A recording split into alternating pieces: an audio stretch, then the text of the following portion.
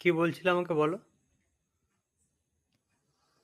বলছিলাম যে এই যে এখন তো বাড়ি আসলাম রাত্রিবেলা একটু ঘুরে। তা আমরা মানুষরা কেউ নিজের জীবন নিয়ে সন্তুষ্ট না। রাস্তায় আমি একটু আগে দেখে আসলাম কত মানুষ রাস্তার ধারে শুয়ে আছে। মানে দেখে সত্যি এত খারাপ লাগছে।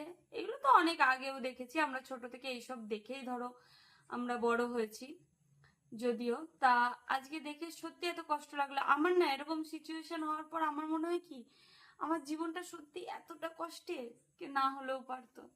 কিন্তু সত্যি ওদেরকে দেখে না মনে হচ্ছে কি যে আমাদের প্রত্যেকটা মানুষের জীবনটা হয়তো ওদের থেকে একটু হলেও ভালো। তো এটাই আমি তোমাকে বলছিলাম, এটাই তুমি ক্যামেরা অন করলে ক্যামেরায় বললাম।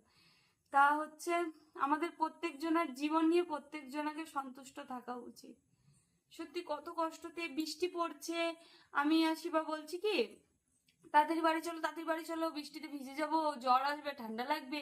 কিন্তু ওনারা কিরকম শুয়ে থাকে, জ্বর ঝড় জল বৃষ্টি, মানে কোনো কিছুই ওনাদের গায়ে লাগে না।